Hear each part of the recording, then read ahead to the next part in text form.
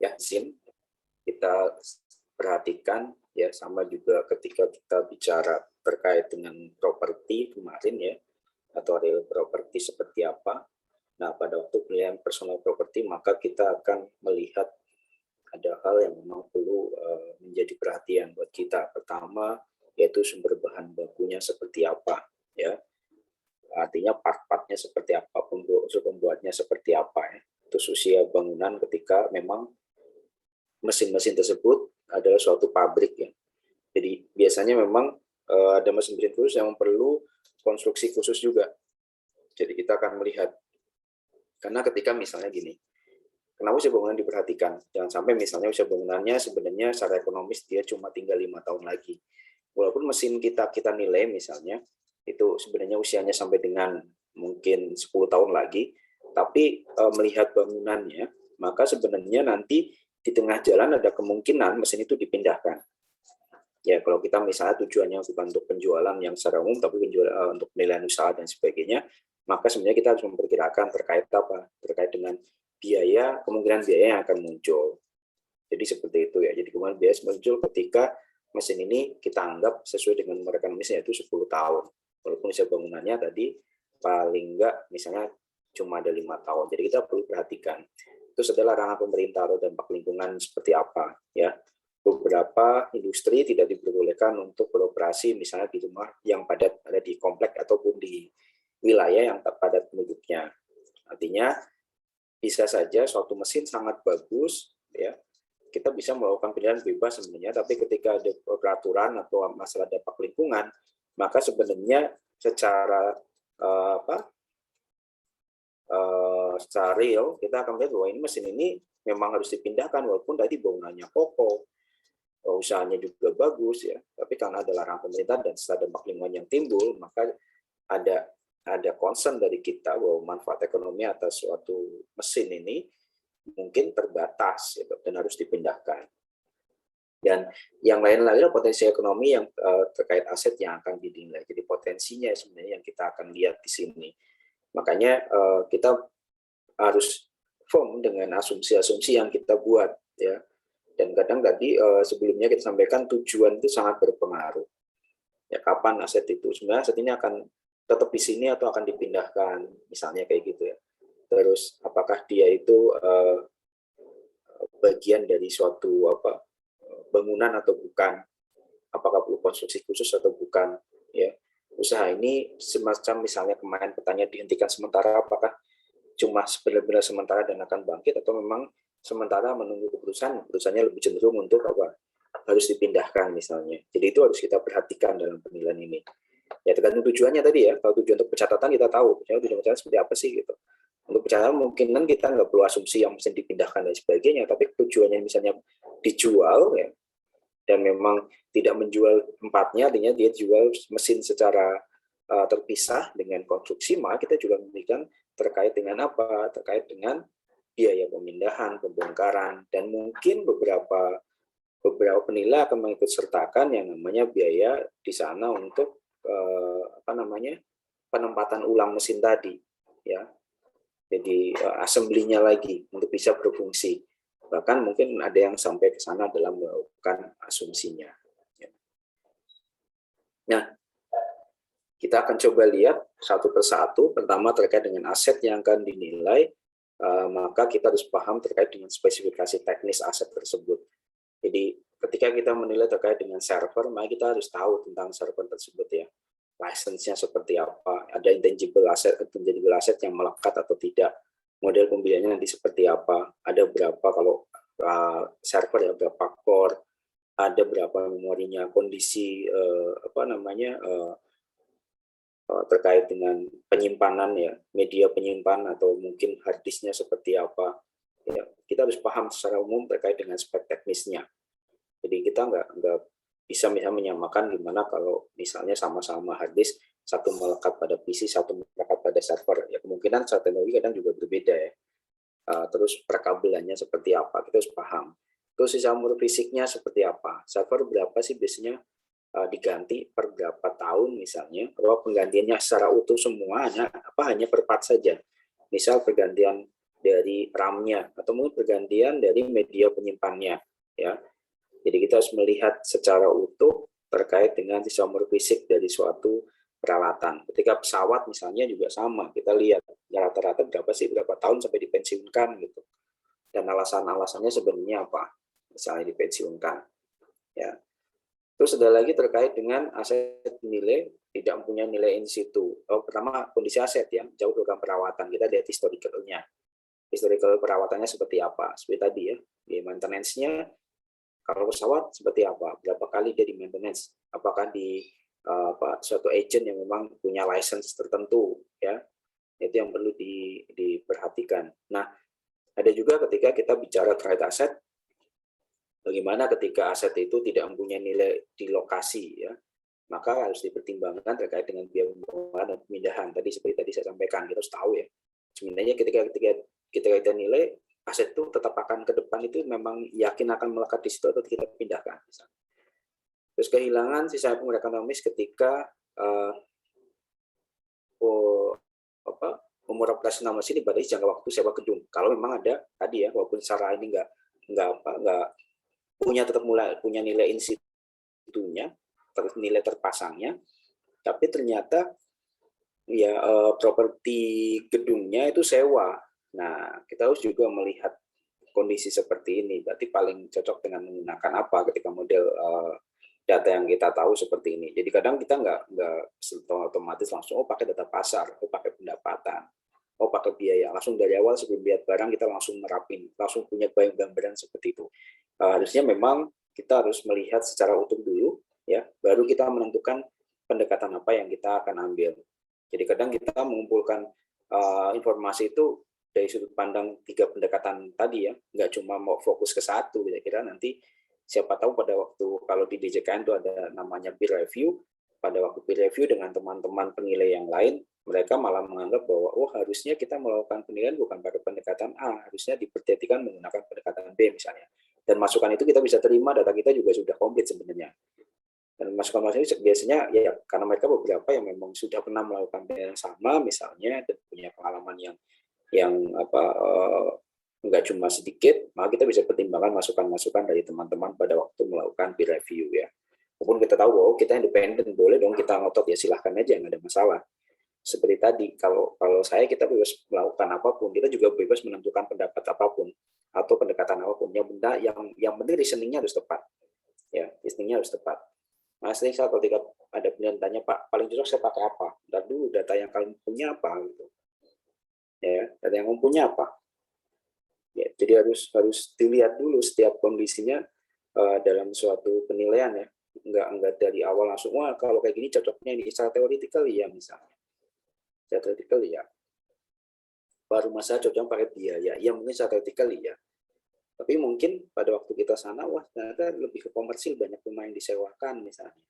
Di kondisi di tempat daerah misalnya, banyak disewakan. Ternyata di sini memang banyak sebagian invest, dan yang disewa kebetulan memang di situ ada kayak misalnya perusahaan-perusahaan gede yang ngantornya dekat-dekat situ juga. Jadi hanya banyak yang melakukan transaksi sewa.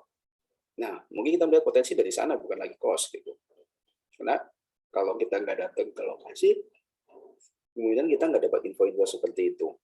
Ya, jadi mungkin bisa aja sih dapat dari online, tapi tetap aja kita melakukan konfirmasi juga ya. Jadi memang yang paling paham adalah penilainya sendiri. Terus yang kedua adalah terkait dengan lingkungan ya. Ya sumber bahan baku dan pasar produk, lokasi misalnya di sini mobil Marford. Ya kalau dibilang di sana secara umum ya hubungan bahan baku dengan pasar produk artinya kalau di teori pemasaran mendekatkan antara bahan baku dengan produknya, pasarnya ya. Ini kalau khusus di Amerika seperti apa. Nah kalau di sini kita melihat misalnya bahan baku yang terbatas, ada permintaan hanya sementara misalnya, terus ada dampak dari peraturan atau peraturan di bidang lingkungan, yaitu juga sangat berpengaruh seperti saya sampaikan tadi ya. Dan ini juga tadi misalnya mesin itu ditempatkan pada suatu perusahaan atau industri yang mendekatkan ke bahan baku, karena bahan bakunya terbatas.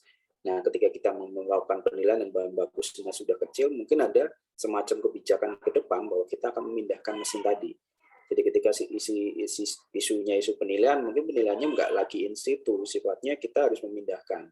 Ya, jadi hal-hal yang memang terkait dengan ini kita harus tahu ya. Artinya ini juga terkait dengan efek ke nilai yang akan kita hasilkan. Jangan sampai tidak menggambarkan kondisi atau manfaat ekonomi yang diharapkan dari suatu objek ya. Kita kan diminta untuk memberikan opini tadi ya, bukan sesuai dengan keinginan kita. Jadi kita menangkap fakta ya, bukan opini. Hasilnya memang kita opini, tapi kita nangkepnya adalah fakta dulu ya. Jadi bukan opini menghasilkan opini, tapi fakta dengan fakta tadi kita punya opini nilai ya, itu yang harus dilihat. Jadi kalau dibilang asumsi itu bukan seenaknya sendiri kita asumsi, bukan. Asumsi adalah dari fakta, kita asumsikan fakta tadi adalah benar misalnya ya, baru kita bikin nanti opini. Jadi bukan saya asumsikan tingginya 3,5 meter misalnya, yang enggak kayak gitu, tapi misalnya kita hitung misalnya 3,51, nah kita asumsikan udah 35 gitu, 3,5, nah itu boleh seperti itu. Tapi tanpa menghitung kita tahu bilang bahwa ini 3,5 meter misalnya, oh ini tebalnya 2 meter, ya kita hitung, kita bisa hitung kan, kita cari faktanya. Ya, ketika bilang permintaannya sekian, pendapatan sekian, ya kita akan hitung. Asumsinya berdasarkan itu fakta. Jadi jangan berasumsi bahwa pakai asumsi kan bisa Pak, iya asumsi dari mana, datanya apa, sehingga kamu mengasumsikan. Misalnya ada 2 data terkait dengan inflasi antara Bank Indonesia dengan BPS. Kalian mengasumsikan pakai yang Bank Indonesia saja, nah itu nggak ada masalah. Bukan asumsinya bahwa kalian ngarang sendiri datanya, nggak seperti itu. Oh Pak, saya rata-ratakan aja ya, menggunakan asumsi rata-ratakan aja antara Bank Indonesia dengan BPS. Mungkin seperti itu bisa juga terjadi. Ya, tapi biasanya kalau yang umum terjadi kita konsisten, misalnya kita biasa pakai yang BPS ya kita pakai terus sana gitu, sepanjang datanya ada. Jadi kita konsistensi kita ada. Terus selanjutnya, jadi kalau misalnya tadi menyambung tadi bahwa dengan konsistensi kita, artinya nanti kita akan terhindar. Kenapa dalam kasus A kita menggunakan asumsi bahwa ini datanya BI, kenapa dalam kasus B kita menggunakan datanya BPS? Ya, itu kan pertanyaan ke kita ya. Ketika kita untuk 2 buah penilaian kita menggunakan 2 data dan berbeda. Ya, takutnya memang ya di sana ada moral hazard ya. Yang ini ada transaksi khusus, yang lain juga ada, makanya yang satu pakai BPS, yang satu pakai BI. Ya sebisa mungkin kalian konsisten. Ya. Jadi ketika kalian misalnya terpaksa, misalnya BPS nggak bisa dipakai, nggak ada datanya, baru mungkin pindah ke yang lain, atau sumber data yang lain misalnya. Jadi konsistensi juga biasa menjadi pertanyaan tuh ketika kita melakukan penilaian ya. Karena biasa tanya, mereka akan ngecek juga laporan penilaian kita yang lama. Kenapa Anda pakai BPS? Padahal sebelum-sebelumnya Anda memakai coach-nya BI misalnya, nggak pakai coach-nya di situ. Gitu. Itu sebagai contoh, atau inflasinya BI misalnya. Itu kenapa ada penilaian konsisten. Ya. Selanjutnya adalah, yang tadi harusnya ngobrol tentang ekonomi ya.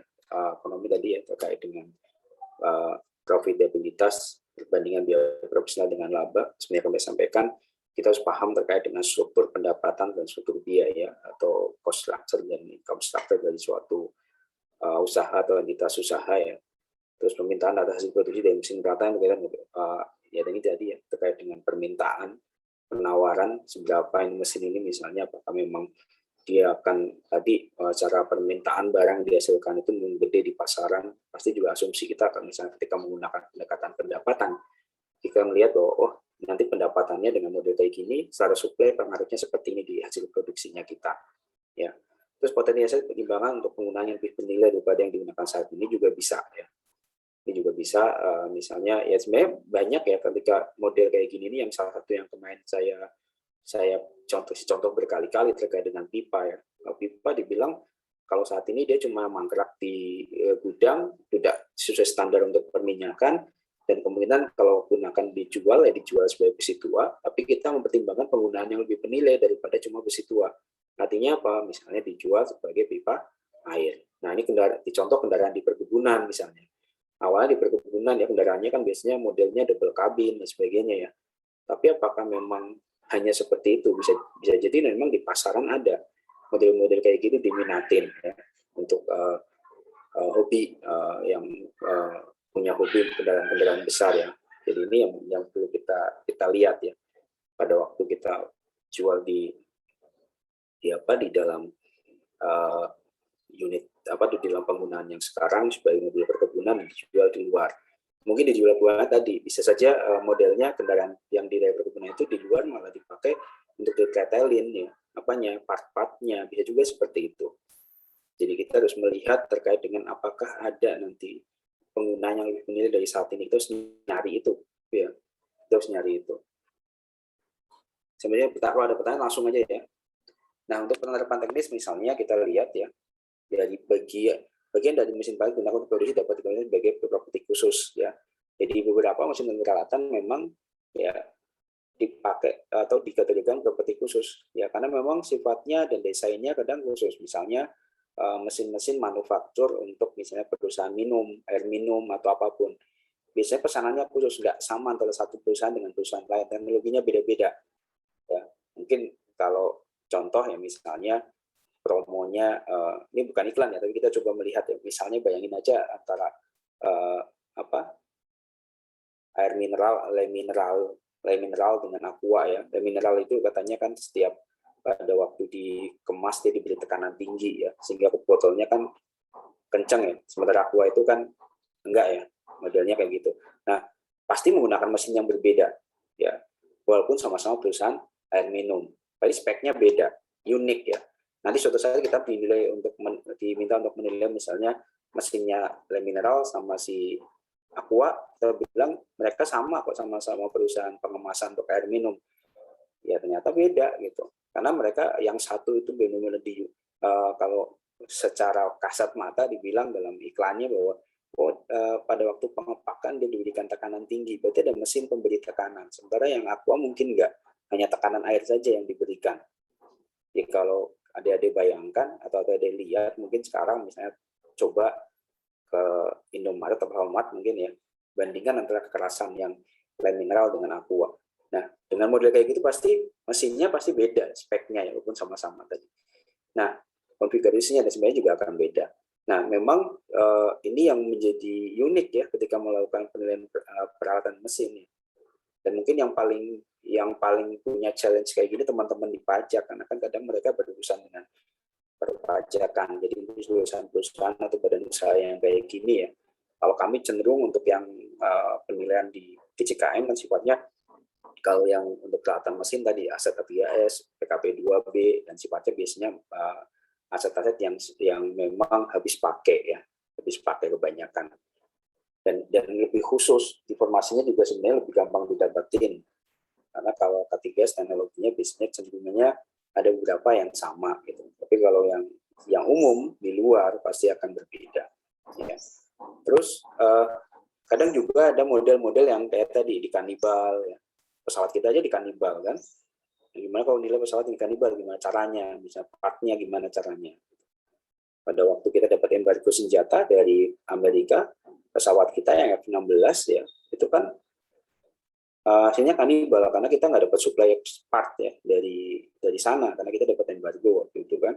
Mau nggak mau untuk defend misalnya, dan itu banyak banget beritanya model kayak gitu ya, kita defend, kita nggak diambil secara ke Amerika, kita nggak punya supply. Nah, mereka dikanibal satu mesin terhadap mesin yang lain. Nah, itu juga contoh terkait dengan kenapa dibilang sebagai properti khusus. Ya. Nah, ini kemarin pertanyaan ada ya, gimana peran aset tak berwujud? Ya.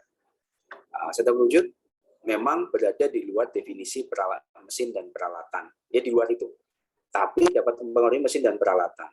Ya, contohnya ini misalnya patentis yang dipisahkan jadi hak intelektual misalnya. Jadi dia patennya dari misalnya nih suatu mesin yang menghasilkan suatu cetakan tertentu, dan cetakannya itu sebenarnya sudah dipatenkan. Dan kita membeli mesin itu, maka kita sebenarnya berhak untuk memakai paten tadi. Harga atas hak dari paten tadi sebenarnya kita beli pada waktu kita beli mesin. Tapi apakah kita bisa nanti ngopi patennya di mesin yang lain? Tentu saja enggak. Ya, tentu saja enggak. Sebagai contoh yang melekat pada satu mesin misalnya. Walaupun dia mungkin secara umum nilainya terpisah, tapi karena kita beli mesin itu memang mengharapkan pattern yang tadi misalnya, ya memang kita boleh untuk memakainya ya. Dan include dalam mesin tadi. Contoh kemarin juga terkait dengan license yang ada di server apakah melekat atau enggak. Nah, beberapa malah enggak ya. Ya misalnya kalau saya kemarin temukan pembelian server sendiri, license sendiri. Jadi ketika server itu bisa sifatnya bodong, artinya dia belum ada license, kita beli license sendiri untuk masing-masing core-nya. Mungkin laptop bayangannya juga sama, laptop kosongan terus diinstal Windows ataupun apa ya, perasaan WordSpread ya, semacam Word atau mungkin dari Microsoft atau yang lain. Jadi bisa saja itu sebenarnya terpisah. Tapi berpengaruh nggak? Ya berpengaruh kalau memang dijualnya nanti pada akhirnya paketan sifatnya. Makanya di sini dalam proses penilaian pertimbangan masuk tidaknya aset berwujud dalam suatu nilai. Ya, nilai dapat menentukan kapan asumsi dipakai atau digunakan ya, yang sesuai terkait dengan aset tersebut tadi melekat atau tidak, ya. Melekat atau tidak dalam mesin, berpengaruh atau tidak. Ya. Tadi contoh yang pattern ya pasti berpengaruh pasti ya, yang sifatnya dia jual udah ada hakinya di sana. Nah, ini juga sama pada dasarnya ketika ada sewa kita harus melihat ya. Walaupun sebenarnya kalau secara umum ini juga enggak, kalau pandangan saya enggak terlalu berpengaruh terhadap nilai. Cuma ya ketika satu mesin dia punya lease, ya pasti kita akan melihat ada enggak yang belum lunas ya. Artinya walaupun mesinnya sekian, nanti ada kewajiban lain yang harus dibayarkan. Makanya di sini secara umum di sini adalah aset tidak dapat dijual tanpa dilunasi dulu kewajiban ya. Sebagai menjadi pinjaman. Nah, jumlah kewajiban siapa tahu bisa lebih besar atau lebih kecil dari komponen tanpa ikatan tadi. Nah, tergantung pada tujuan penilaian dan mesin dalam yang terikat sewa ya. Apakah yang tadi perjanjian sewanya terikat atau akan disatukan ya dari sewa itu sendiri. Maka kita harus mencari informasi terkait dengan mesin-mesin atau peralatan yang terikat dalam sewa pembiayaan. Jadi kita juga harus tahu ya, kalau mau menilai terus ternyata ada ini, pas nilai untuk tujuan penjualan misalnya, kita nggak memperhitungkan terkait dengan listnya ya, biaya sewanya atau mungkin sewa belinya, transaksi yang belum terlunaskan atas mesin tadi ya, berarti nanti kita overprice pada akhirnya ya, overvalue mesinnya itu sendiri karena kita langsung ya keluarkan misalnya. Nah, ketika kita bicara masalah operating lease dan merupakan properti pihak ketiga, tidak masuk dalam penilaian karena penilaian tidak dapat dipindahkan ya. Penilai harus meminta informasi mengenai barang mesin yang terkait dengan sewa atau properti milik pihak ketiga. Nah, sesuai dengan tujuan penilaian, aset dalam operasi dapat disampaikan sebagai catatan apabila mempunyai dampak terhadap nilai sejumlah aset yang dioperasikan bersama. Artinya dia lihat tuh ada efeknya nggak model kayak gini sewanya dalam proses produksi. Kalau cuma misalnya nanti nggak terlalu karena dalam waktu bisa dilunasi atau malah sebelum kita bisa melunasinya si penjual atau apapun itu ya kita akan pertimbangan tadi ya. Jadi memang kalau dibilang melakukan penilaian peralatan mesin itu sudah gampang ya. Ya jangan dibayangkan peralatan mesin cuma mobil, komputer, jangan bayangkan seperti itu, bahkan pesawat ya, mesin crane itu masuk dalam kategori ini sebenarnya. Ya. Penerapan teknisnya ya salah satunya adalah kita lihat dari penilaiannya bahwa tujuan penilaian paling sering biasanya digunakan nilai pasar. Nah, ini definisi nilai pasar, jadi bisa belajar lagi bahwa nilai pasar adalah prinsipnya misalnya penjual berniat menjual, pembeli berminat membeli, bebas ikatan. Terus bertindak atas pemahaman yang sama atas aset yang dimiliki, artinya tidak ada symmetric information. Terus tidak memperhatikan alasan penukaran kondisi spesifik yang dapat mengaruhi penilaian. Ini sebagai contoh untuk suatu nilai dinyatakan sebagai nilai pasar. Selanjutnya, dalam penilaian bank ini menggunakan asumsi-asumsi tambahan bila diperlukan. Tapi asumsinya ya, asumsinya dipindahkan atau tidak, ya. Apakah tetap di situ, asumsinya berjalan berapa tahun lagi, ya. Model-model seperti itu harus kita tegaskan. Jadi kita nggak serta-merta langsung sekian umur atomisnya 10 tahun, kita nggak lihat fakta yang lain. Bahwa ternyata walaupun mereka 10 tahun, kita nggak bisa menilai sebagai unit terpasang, harus diambil, harus dipisahkan, harus pasang ulang di tempat lain, berarti di sana ada biaya bongkar dan sebagainya. Ya, untuk sektor publik, ya asumsi yang ekivalen dari suatu keseluruhan adalah penggunaan atau sebagai layanan publik yang memadai. Kalau misalnya kita melihat terkait dengan aset-aset yang publik, ya.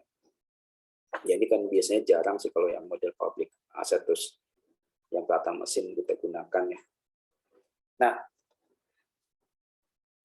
peralatan mesin itu sangat berpengaruh dengan kondisi aset lainnya, ya. Artinya tadi kita akan melihat bahwa kalau yang tadi terkait dengan aspek yang terkait fisik, kita tahu terkait dengan penjualan atau nilai-nilai dari bangunan dan sebagainya yang sebagai fondasinya. Nah, tapi juga satu sisi misalnya terkait dengan jangka waktu penjualan gitu, karena ada jangka waktu dia harus menyerahkan tanah dan bangunannya, dan harus mengosongkan area. Ya, maka mungkin kita melakukan penilaian dan mesin seperti apa sih itu, jangan sampai nanti malah dibongkar paksa, malah lebih parah lagi biasanya gitu kan. Nah, ketika kondisi tersebut terjadi dan bila akan terjadi, penilai memberikan saran atas harga yang bisa diantisipasi atau dapat diterima. Sebelum menetapkan tersebut, kita biasanya akan membuat suatu pembatas asumsi pembatas untuk penjualnya, ya, dan mulai konsekuensi apabila memang tidak dijual dalam waktu yang ditetapkan. Ya, ini dalam konteks penilaian tujuan penjualan, ya. Konteks yang lain mungkin akan berbeda lagi. Nah, ini contoh tadi adalah misalnya aset tersebut mungkin terkait dengan suatu denda, penalti, keuangan atau penalti, pertimbangan alternatif penjualan lain. Sebagai contoh, memindahkan aset ke lokasi lain untuk dijual. Tanpa pengetahuan yang memadai, kondisi yang dapat diantisipasi, penilai dapat memberikan pendapat. Sehingga nanti transaksi tidak memenuhi nilai pasar. Ya. Terus karena asumsi itu mengenai kejadian suatu transaksi dalam kondisi jual paksa, selanjutnya dengan nanti pertimbangan dan tetap dijelaskan. Jadi kondisi kayak gini pasti akan menghasilkan bukan nilai pasar, ya. Pasti bukan nilai pasar karena tadi waktunya itu terbatas, ya, tidak. Terus ada hal-hal yang memang secara khusus itu berpengaruh, ya, dan tadi kan kategorinya jual paksa sebenarnya kondisi pertama batal tadi, ya, yang penjual berniat menjual, pembeli berniat membeli. Sebenarnya kalau ditanyakan bahwa penjual berniat menjual enggak, karena dia dipaksa untuk menjual, ya, karena memang ada perkara apa gitu, ya. Jadi memang itu harus disampaikan juga, di-disclose dalam suatu laporan. Kalau bahasa kerennya sekarang PU, ya, PU itu uang. Sebenarnya untuk denda dan sebagainya harus dipindahkan gitu. Nah, tidaknya ya kita paham ya terkait dengan pendekatan, yaitu ada 3 yang kita pahami: pendekatan data pasar, pendekatan pendapatan, dan juga pendekatan biaya. Secara umum adik-adik sudah sangat paham ketika kita bicara data pasar, ya kita melihat transaksi yang ada atas barang mesin yang sebanding dan sejenis. Setelah itu dilakukan penyesuaian. Pendekatan pendapatan berarti mempertimbangkan pendapatan biaya, struktur dari pendapatan, struktur dari biaya, ya. Terus kita nanti tinggal kita estimasi nilainya dengan metode kapitalisasi. Nah, untuk biaya, pendekatan biaya, estimasi biaya produksi atau penggantian mesin. Ya, paling nggak kita kalau produksi mesin ini, bahan-bahannya ada di lapangan, kira-kira berapa untuk membuat satu mesin yang sebanding, yang output-nya sama misalnya. Sebagai contoh untuk pendekatan biaya. Selanjutnya, untuk pendekatan mesin dapat digunakan satu pendekatan atau lebih untuk proses pemilihan. Nah, biasanya kalau ditanya, Pak, kalau di yang wajar Bapak lakukan seperti apa? Ya, saya tetap menerapkan cuma satu pendekatan untuk satu laporan saya. Tapi bukan berarti saya menegasikan yang lain. Dalam kertas kerja saya, coretan-coretan saya, bisa saja saya melakukan penilaian dengan beberapa pendekatan. Tapi yang saya lakukan kebiasaannya malah mungkin selama ini dalam laporan itu tidak membuat 2 pendekatan, terus saya rata-rata nggak pernah. Padahal saya akan pilih salah satu saja, ya, salah satu saja untuk pendekatan yang saya pakai. Kalau pola kerjanya bisa 3-tiganya sebenarnya. Datanya, waskapan gitu, sebenarnya dia mempersiapkan kalau pendapatan berarti butuh ini, biaya seperti ini, dan kalau tata pasar seperti ini. Ya. Tapi nanti di ujung-ujung ketika itu kita mungkin akan lebih bertajam terkait dengan pendekatan yang akan kita pilih. Ya, kita pilih. Nah, memang secara umum data pasarnya mungkin jarang tersedia di pasar, maka biasanya menggunakan pendekatan pendapatan, pendekatan biaya. Pendekatan biaya yang sering dipakai oleh teman-teman di DJKN itu menggunakan indexing biasanya. Ya, menggunakan indexing, kita untuk inersinya berapa di pada waktu tahun lampau ditarik ke nilai sekarang, dikurangi dengan penyusutannya, terkait dengan keusangannya. Contohnya ditanya ya. Biasanya pakai apa? Kalau biaya seperti pendapatan ya, biasanya pakai NOI, kapitalisasi ya, paling gampang kan itu. Tapi kita harus tahu struktur pendapatan, struktur biayanya. Nah, untuk laporan penilaian nanti merujuk pada SPI 105 ya. Jadi bisa nanti baca sendiri detailnya seperti apa untuk SPI 105 laporan penilaian. Semoga kalau dari sebagai calon penilai sudah punya di kitabnya SPI harus punya. Saya juga punya satu tuh, walaupun lama ya, karena saya udah lama nggak melakukan penilaian. Kalau saya mungkin saya terakhir melakukan penilaian 2012 atau 2013, saya masih punya yang SPI 2013 kalau nggak salah. Kalau nggak salah ada SPI 2013. Jadi kita harus punya nih panduannya ya. Jadi nggak, walaupun mungkin saya lebih cenderung pakai panduan yang DJKN, tapi SPI juga saya pegang. SPI juga saya pegang, laporan dan sebagainya. Ada nggak yang kira-kira kurang? Misalnya dalam peraturan ada yang menyebutkan ABCD, ternyata ada yang disebutkan dalam ini nggak ABCD, tapi XYZ juga masuk. Maka mungkin saya lebih nambahin lagi gitu. Ya konsepnya bukan masalah salah sebenarnya. Biar sejalan saja ya. Tapi sejauh ini sih nggak ada pertentangan antara peraturan DJKN dengan SPI ya. Nah, ada juga saat pengungkapan, misalnya ini harus disampaikan juga ya, yang tadi terkait dengan aset tak berwujud, masuk apa enggak dalam penugasan, terus terkait dengan perangkat lunaknya seperti apa, jadi di sistem operasinya, penting sistem itu penting sesuai ya, OAS-nya seperti apa ya. Jadi kita harus paham itu. Kita disclose di sana. Jadi enggak ya, jadi kita akan ungkapkan perhitungan ini apakah mengikut sertakan itu atau tidak. Kalau mengikut sertakan efeknya seperti apa gitu. Nah, faktor yang dapat mengurangi nilai pasar mesin antara lain biaya instalasi dan kesiapan operasi atau commissioning namanya ya. Bila mesin dalam peralatan dinilai sebagai satu aset yang tidak dipindahkan ya in situ ya. Jadi kita perhitungan biaya instalasi dan kesiapan. Bila tidak dipindahkan perlu diperhitungkan biaya pembongkaran. Ya, ini bongkar. Ini harus kita hitung biasanya. Ya. Penilai dapat menghitung biaya pemindahan, kemungkinan pemasangan kembali ke tempat lain. Nah, kalau saya biasanya mempertimbangkan apa ongkos angkut, kalau dia sebagai scrap misalnya. Ya, misalnya pasarnya di mana sih? Oh, saya punya pembandingnya tuh ada di mana ya? Ada pembanding misalnya di Makassar, saya melakukan penilaian misalnya di daerah Kendari, maka saya pertimbangkan ongkos angkut sampai dengan Makassar berapa, ada waktu penyesuaiannya. Ya, artinya dia mempengaruhi nilai wajar yang saya berikan, ya, yang saya opini wajar yang saya berikan di dalam laporan penilaian.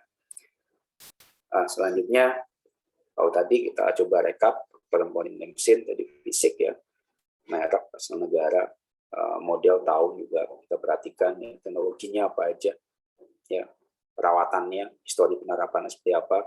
Kalau mobil biasanya kalau mau beli coba tanya keluarganya nanya. Kalau beli mobil biasanya ditanya nggak terkait dengan misalnya histori perawatan di bengkel resminya ada nggak gitu. Karena itu sangat berpengaruh terhadap nilai yang akan, atau mungkin kita dalam tawar-menawar ya, barang-barang yang punya historical di bengkel resmi, perawatan bengkel resmi biasanya punya nilai lebih daripada yang nggak punya historical di bengkel resmi. Jadi perawatannya seperti itu. Terus ekonomi ya terkait dengan pertumbuhan ekonominya, ya. Terus development dari mesin itu sendiri, daya beli dari penemuan sumber daya baru, nah, akhirnya kan dia dipakai apa nggak sih ke depan mesin model kayak gini. Bahwa dibilang bahwa oh di kemampuannya sampai dengan produksi 100.000 unit produksinya, tapi ternyata di pertengahan jalan pada waktu 50.000 ada teknologi baru yang menghasilkan bahwa hasil produksi mesin itu sebenarnya sudah ketinggalan zaman, harus pakai mesin yang baru lagi misalnya. Trennya udah beda. Nah, itu harus diperhitungkan. Nanti politik juga kebijakan-kebijakan dalam lingkungan, dalam zoning, ya, itu harus diperhatikan.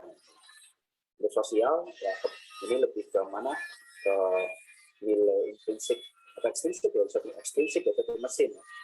Artinya ada properti. Sebentar saya tutup pintu dulu.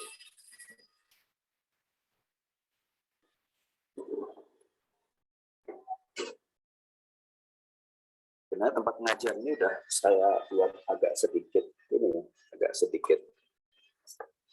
terpencil dari suara-suara, cuma ternyata ada tangga yang servis suaranya masuk juga ya.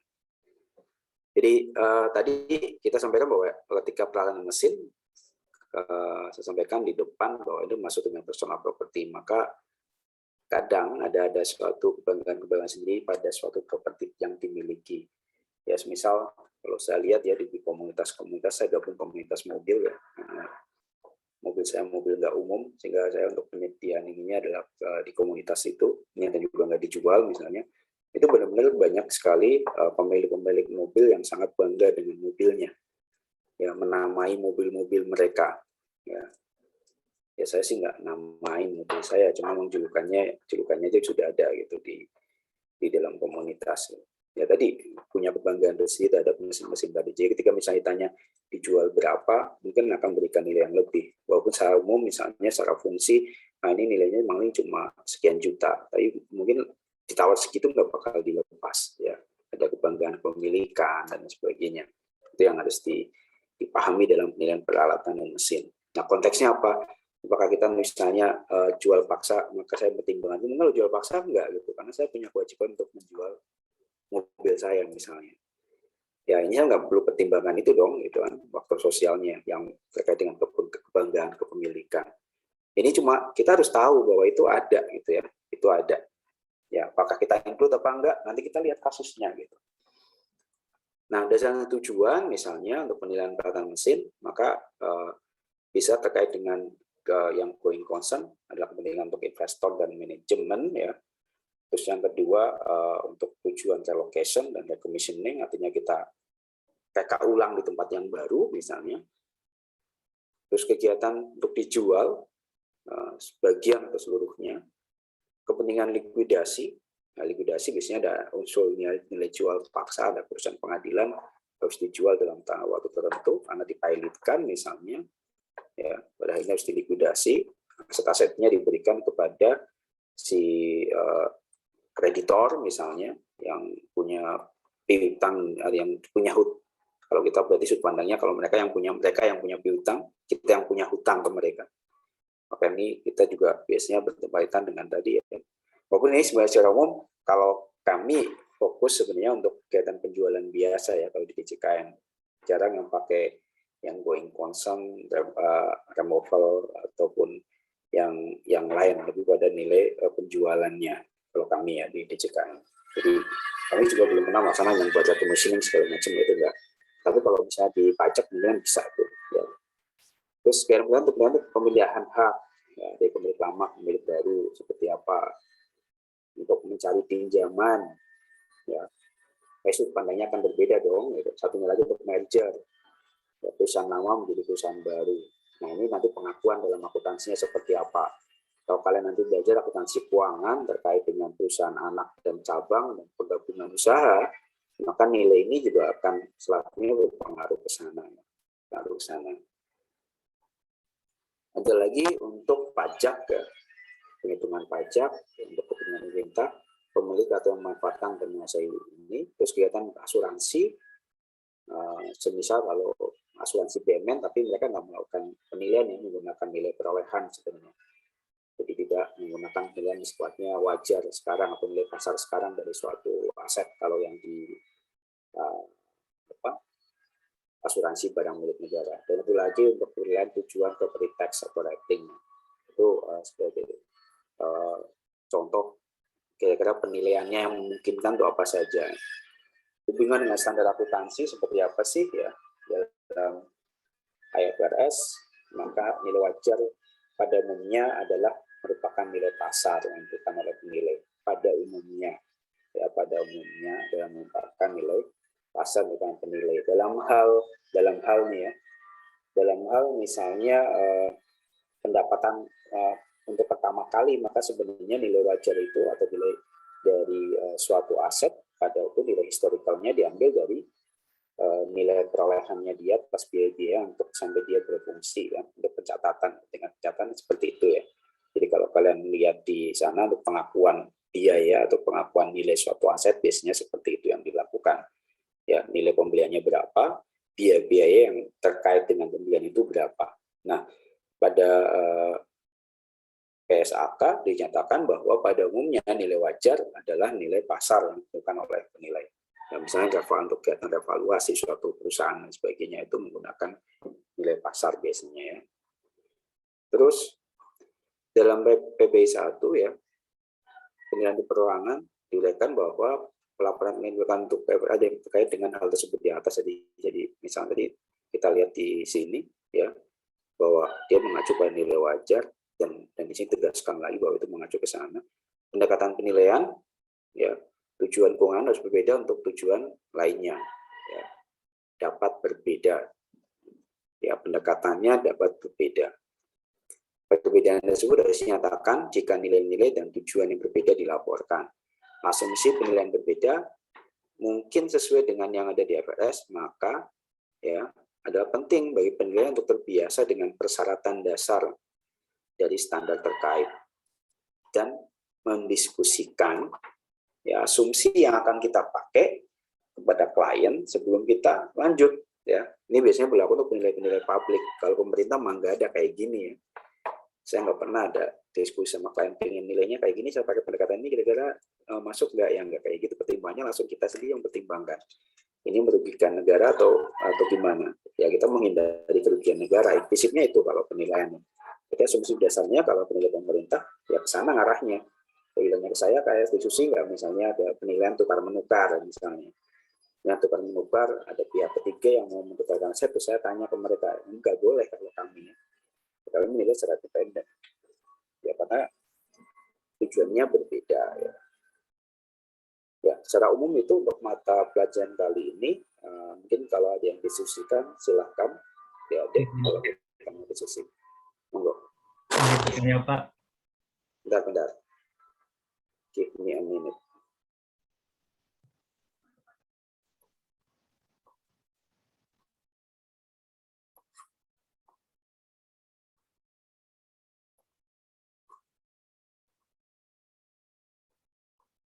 Oke, silakan. Izin bertanya Pak, terkait tadi pendekatan itu terdapat pendekatan yang data pasar itu, terus dalam pendekatan data pasar itu terdapat penyesuaian itu.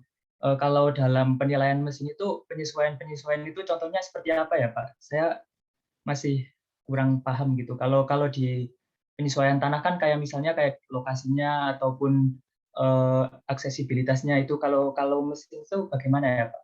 Ya, Terima ini kasih Pak. sebagai contoh ya, satu mesin percetakan ya, mesin percetakan biasanya tuh ada kapasitas maksimal dari mesin itu untuk sampai dengan atau diperkirakan dia itu akan mengalami harus turun mesin misalnya dia kapasitasnya 50.000 rim misalnya. Di sisi lain ada unit lain yang sebagai pembanding ada transaksinya, tapi dia itu cuma 4.000 rim, ya 4.000 rim. Maka kita melakukan penyesuaian di sana. Salah satunya dari dengan kapasitas maksimum. Itu sebagai contoh. Tahun pembuatan juga sama sebenarnya. Tahun pembuatan itu juga berpengaruh.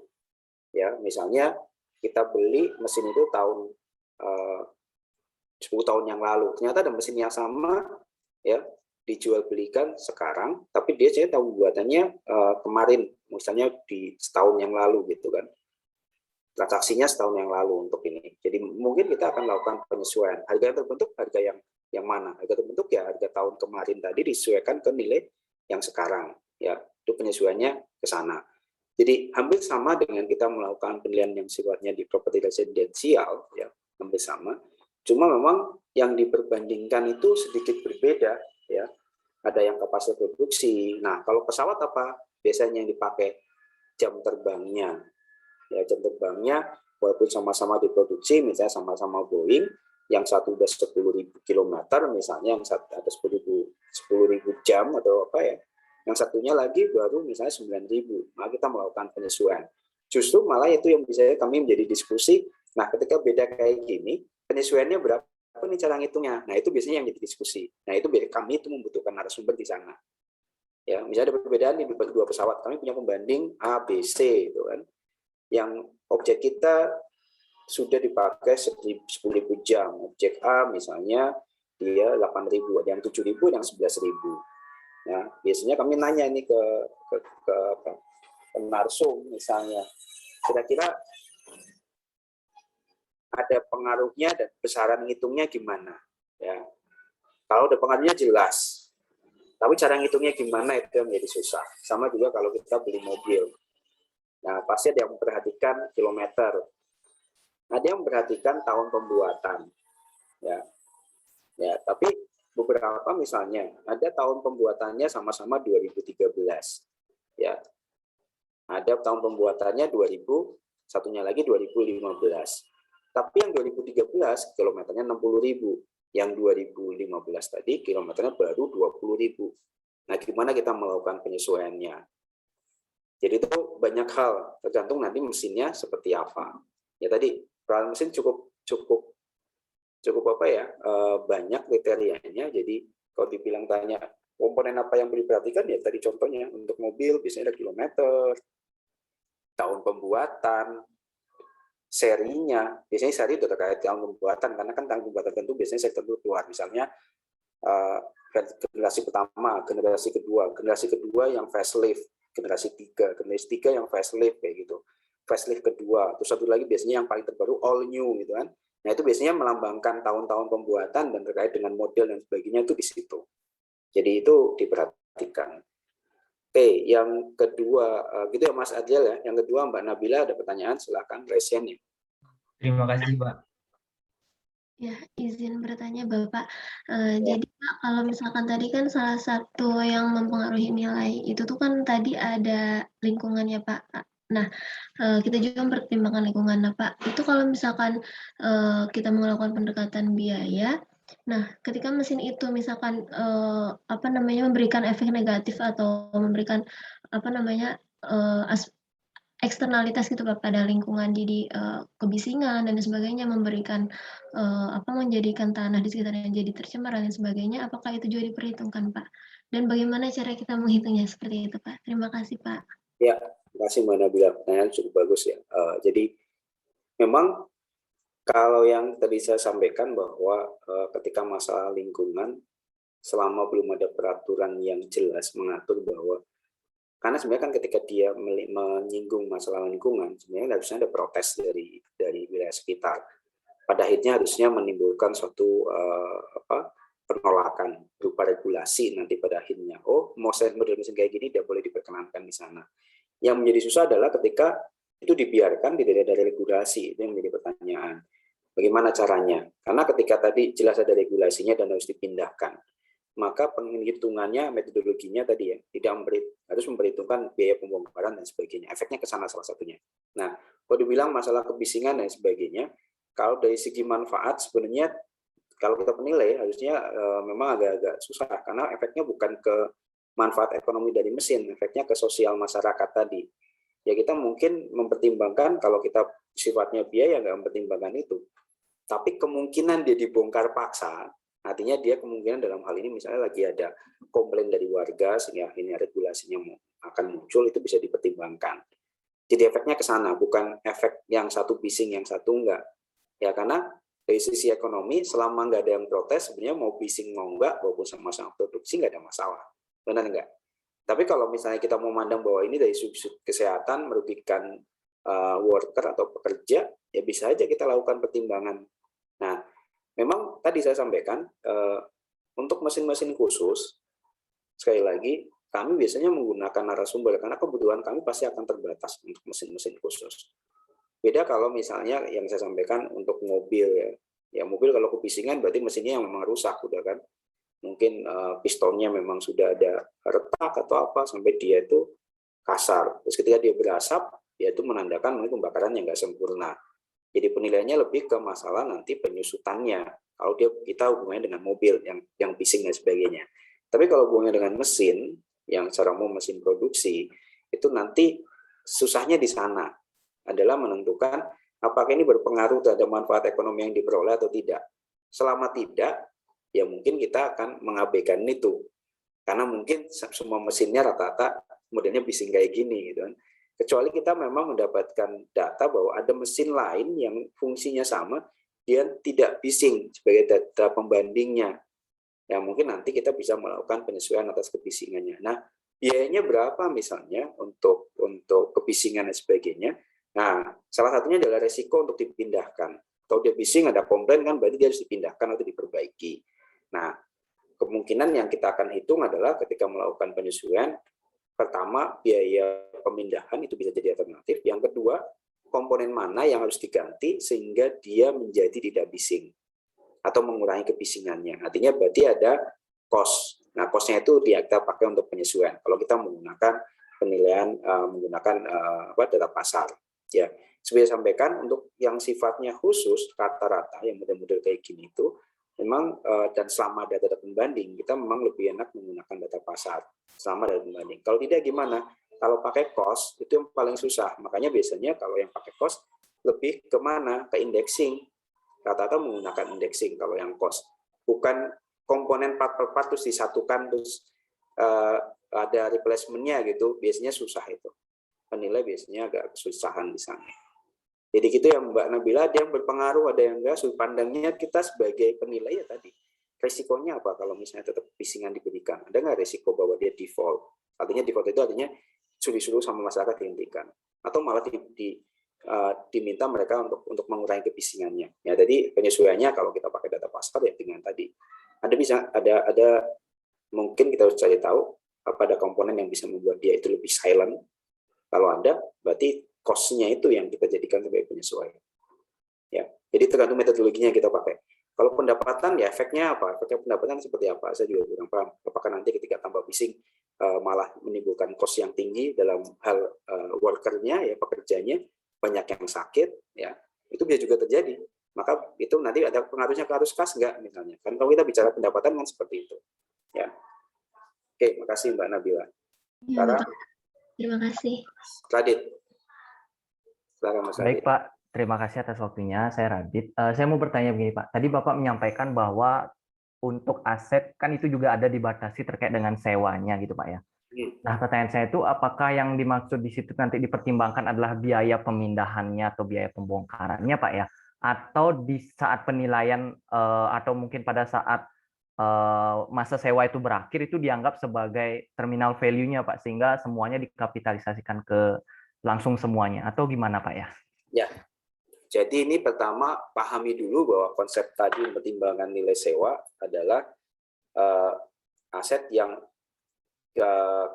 kita misalnya akan pertimbangkan untuk kita running. Akhirnya kita running terus untuk sampai dipakai ya sampai dengan dia nanti aus gitu.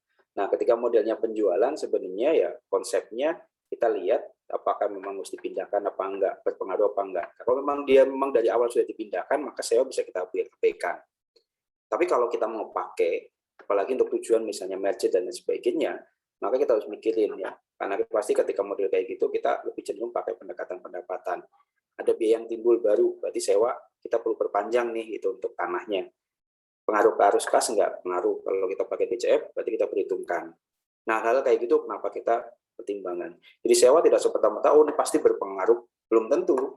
Nah, kalau konteks dia harus dipindahkan, ya ada nggak ada sewa memang harus dipindahkan, berarti itu nggak terlalu berpengaruh. Tapi itu adalah salah satu komponen yang kita perhatikan. Atau kita tanya, misalnya, oh ada pengaruhnya apa enggak untuk yang model kayak gini.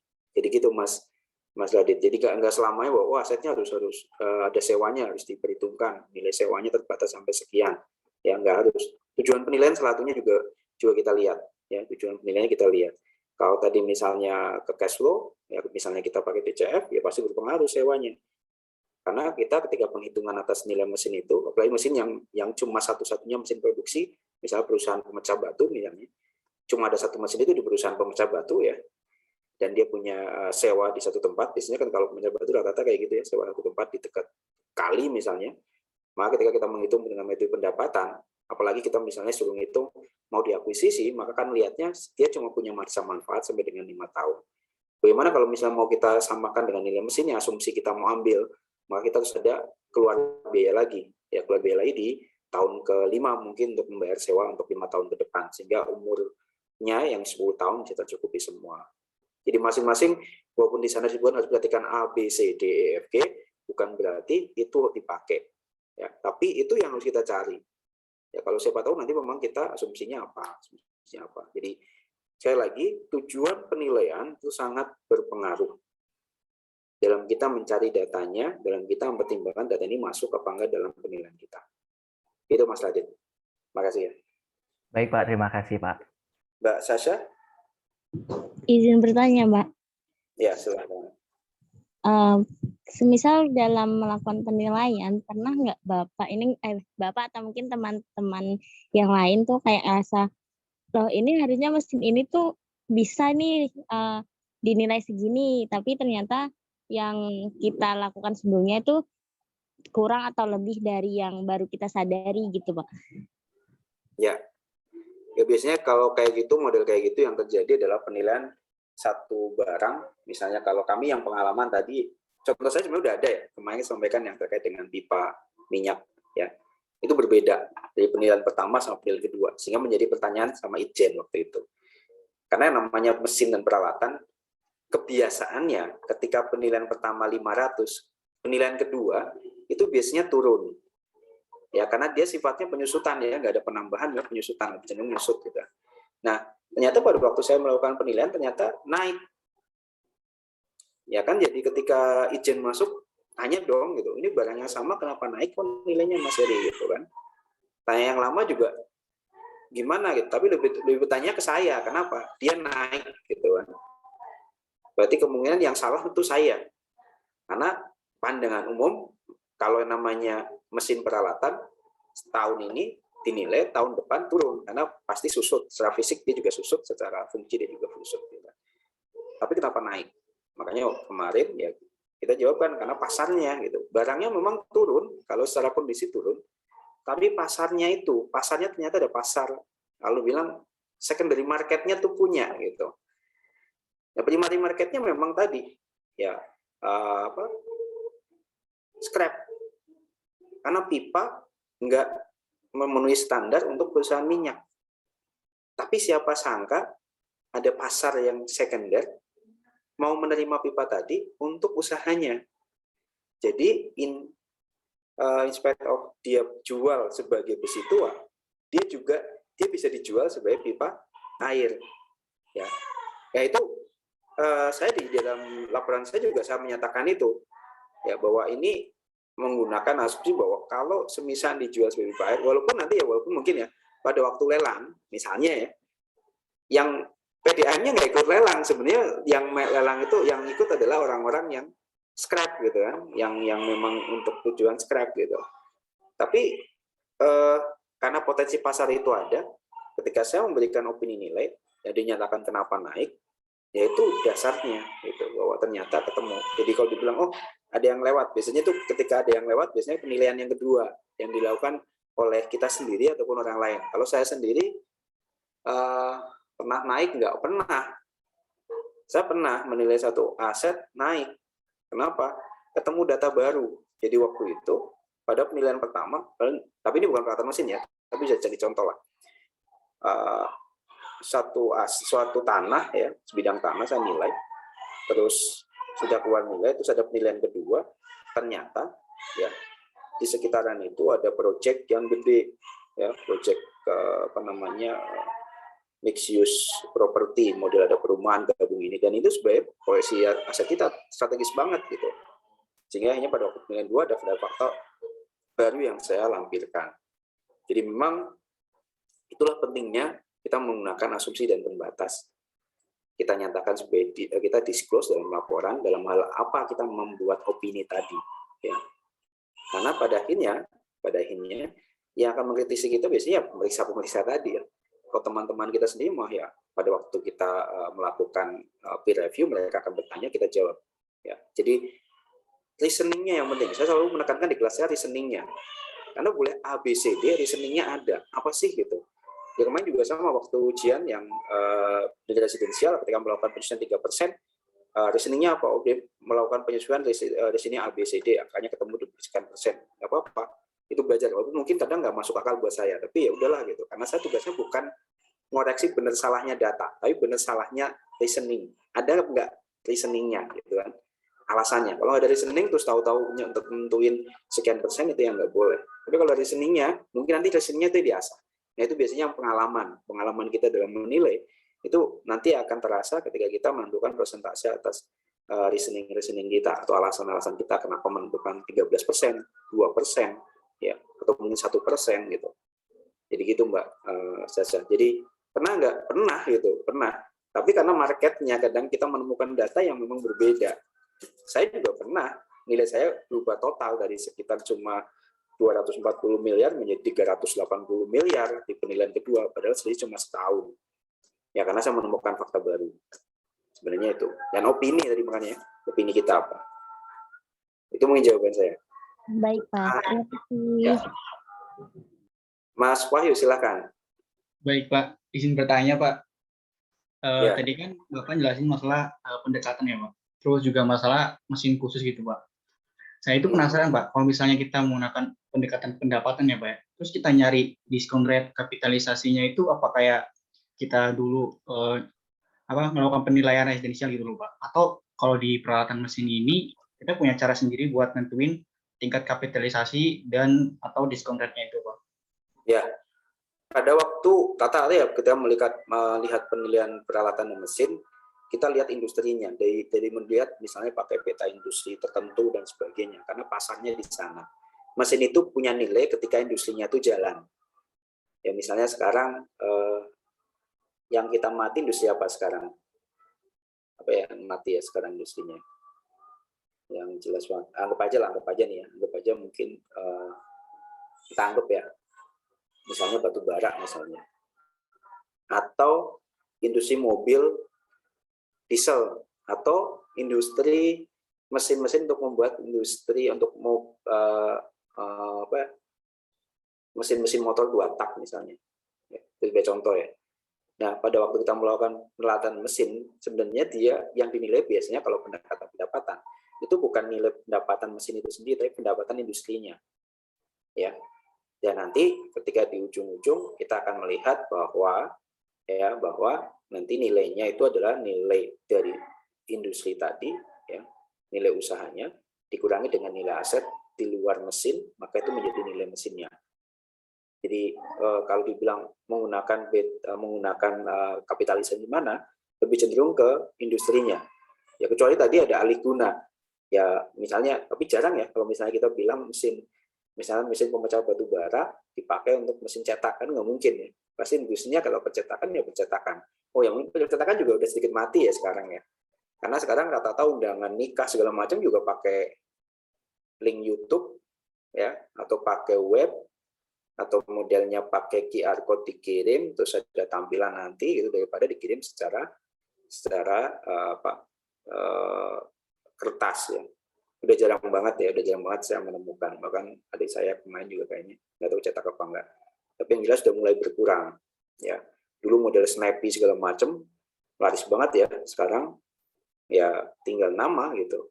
Jadi itu memang ketika melakukan penilaian peralatan mesin menggunakan pendapatan, kecenderungannya dia akan nilai bisnisnya. Kapitalisasinya menggunakan apa ya, kapitalisasi atas bisnis tadi. Ya, nanti kita coba akan lihat di dalam praktek ya, di dalam kita bahas pendekatan-pendekatan yang ada. Itu mungkin Mas Wahyu. Baik Pak, terima kasih Pak. Sekarang Mas Seno, silakan Mas Seno. Pak, terima kasih Pak. Bagaimana ya Pak perlakuannya apabila kita menilai suatu mesin atau unit mesin gitu Pak, jika di dalamnya kita menemukan barang tiruan atau barang KW Pak, apakah ada perlakuan khusus seperti kayak dilakukan penyesuaian atau tidak ada perlakuan khusus Pak? Itu. Barang KW. Nah, konsepnya pertama ya, yang harus kita lihat adalah ketika kita ketemu barang KW, kalau kita pakai pendekatan data pasar, ya cari pembanding yang sama-sama KW, sehingga kita tidak perlu menyesuaikan KW dan nggak KW-nya. Kalau kita pakai data pasar, ya. Jadi ketika barang KW, kita cari pembanding yang KW juga. Ya penyesuaiannya ada nggak tentang ke-KW-annya dia? Ya nggak ada. Nah, kalau terkait dengan pendapatan, nggak perlu lakukan penyesuaian. Ya, sepanjang barang KW itu punya produksi yang bagus, menghasilkan pendapatan yang seperti apa, ya mungkin barang KW pasti juga sama kan, atau mungkin kualitas produksinya akan berbeda dengan barang asli. Maka tercermin dari apa? Dari harga penjualannya. Jadi ke-KW-annya dia tercermin dari penjualannya. Jadi nggak perlu kita pikirkan. Nah, terus bagaimana kalau yang biaya? Yang biaya juga sama. Kita cari ekuivalennya apa? Kita cari juga barang-barang atau mesin KW. Jadi ke-KW-an itu bisa kita negasikan sebenarnya. Ketika kita mencari data pembanding yang memang sama-sama KW. Ya. Kita data pembandingnya KW, terus barang kita nilai KW. Penyesuaian enggak. Ya, enggak perlu kita melakukan penyesuaian. Tapi kalau ketemu yang asli, baru kita lakukan penyesuaian. Nah, penyesuaiannya gimana? Nah, itu yang paling susah. Ya, apakah kita sesuaikan dengan nilai dari hakinya, atau seperti apa? Atau dari performance-nya dia. Ya, performance-nya dia, kalau yang KW itu performance-nya menghasilkan misalnya cuma 500 unit, kalau yang non-KW bisa sampai 600 misalnya, berarti sekian persen penyesuaiannya. Itu bisa terjadi seperti itu. Tapi kalau saya ketemu barang KW, maka saya menghindari yang model penyesuaian kayak gitu. Ya, artinya barang KW saya cari yang sebanding sejenis, ya saya pembanding yang KW juga. Ketika pendapatan nggak ada isu juga.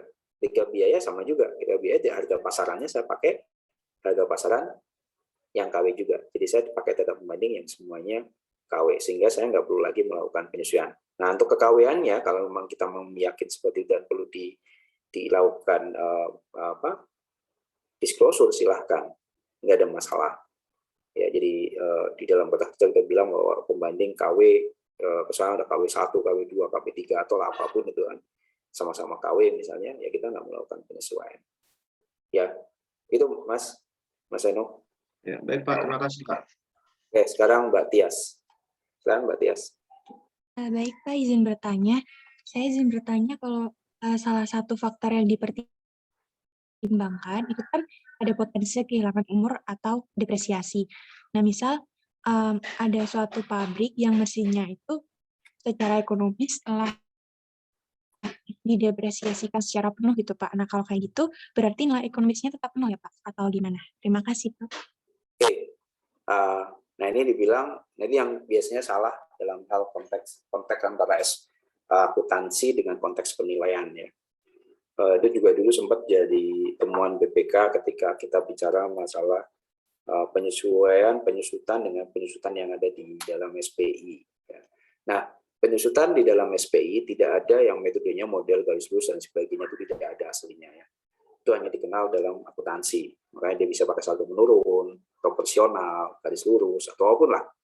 Ya, jadi penyusutan di sana melambangkan apa? Nilai yang akan dibebankan atau pembiayaan.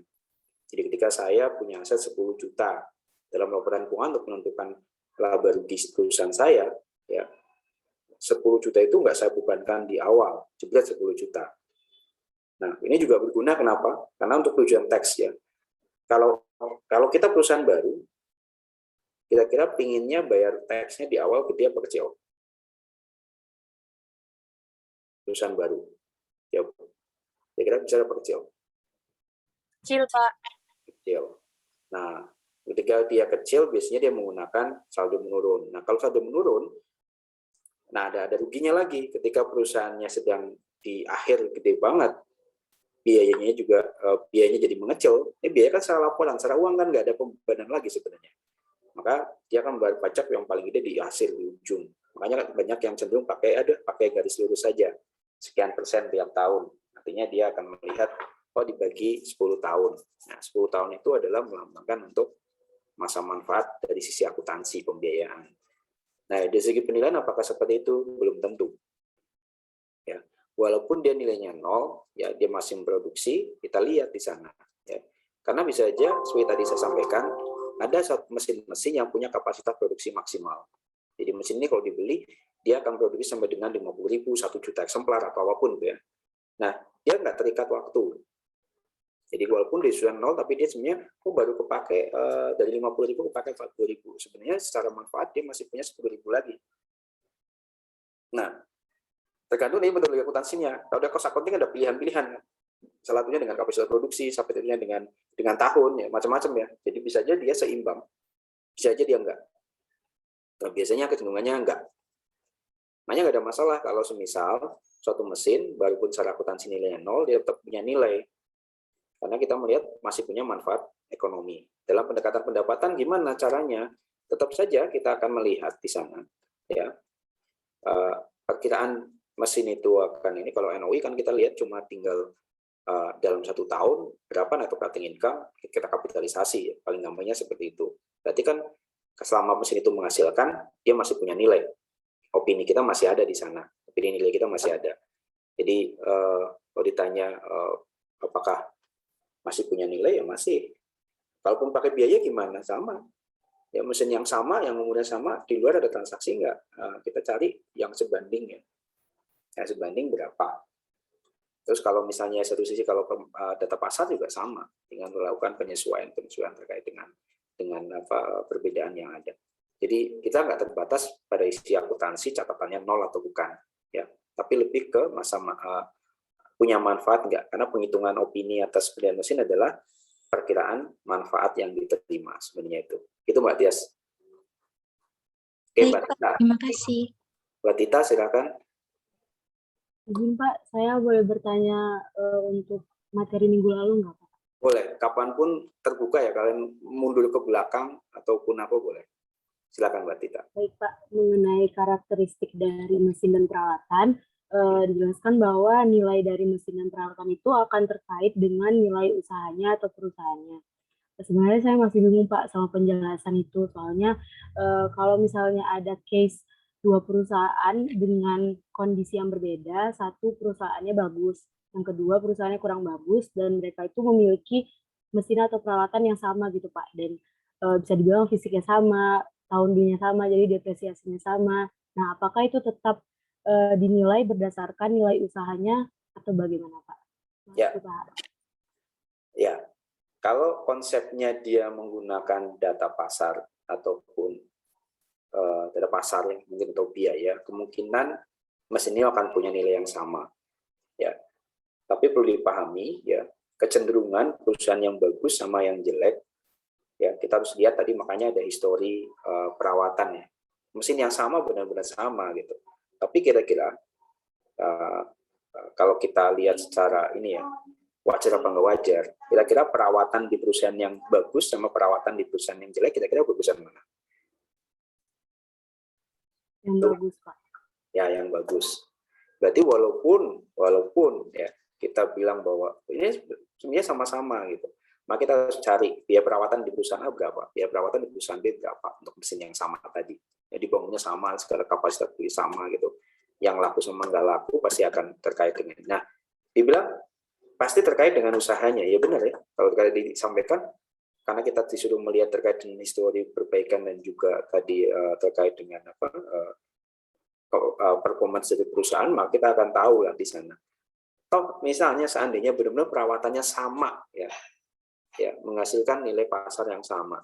Tapi konteks dalam penilaian itu apakah memang tujuannya juga sama? Kemungkinan akan berbeda. Kenapa berbeda? Ketika kita menilai suatu perusahaan A yang nggak bagus, konteks penilaian kemungkinan nggak mungkin ada penilaian untuk pencatatan. Kemungkinan dia untuk tujuan apa? Likuidasi, karena dia nggak bagus. Maka ketika perusahaan dia modelnya kontrak kolaps kayak gitu, maka nilai mesin bisa aja yang harusnya menggunakan nilai wajar, dia harus menggunakan nilai jual paksa. Pada akhirnya akan mempengaruhi opini kita, nilai kita akan turun. Jadi konteks kenapa dibilang kadang berhubungan dengan nilai perusahaan, karena tadi ya banyak hal yang mempengaruhi, karena memang untuk mesin yang sama dengan kondisi keuangan yang berbeda, Salah satunya terkait dengan perawatan. Atau ketika perawatannya sama ada hal yang lain. Mungkin tujuannya yang berbeda untuk penilaiannya. Ketika tujuannya yang berbeda dengan pendekatan pendapatan, ya, ini tanda garis bawah bold ya. Kalau pakai pendekatan pendapatan sudah pasti mau pembiayaan, mau biaya perawatannya sama, kondisinya sama, jelas net operating income-nya pasti beda. Makanya tadi kita harus perhatikan dan nilai mesin ini ada kaitannya dengan bisnis dari perusahaan tadi, kondisi perusahaan tadi. Jadi itu yang harus kalian pahami ya. Jadi itu bukan satu hal yang saklek bahwa ini pasti kayak gini, enggak. Karena pemilihan pendekatan sendiri itu akan berkaitan dengan faktor apa yang harus kita cari. Ya, faktor apa yang harus kita cari. Bahwa itu berpengaruh pada perusahaan, iya. Dalam konteks apa dulu. Jadi kalian detektif lah ya. Penilai itu kalau saya bilang sampai kayak detektif, kita nyari data, menduga-duga gitu. Ya tadi misalnya kita berprasangka buruk ya, kalau misalnya mesinnya itu oleh perusahaannya nggak bagus, pasti perawatannya juga nggak bagus. Itu ini diterima secara umum ya, diterima secara umum. Tapi ketika kita bisa mendapatkan, oh ternyata perawatannya sama gitu. Nah, ya mungkin ada hal lain yang membuat dia berbeda. Tapi malah mungkin bisa aja kesimpulan akhirnya nilainya sama, bisa terjadi. Ya, karena tadi dapat, kata-katanya dapat, nggak selamanya iya.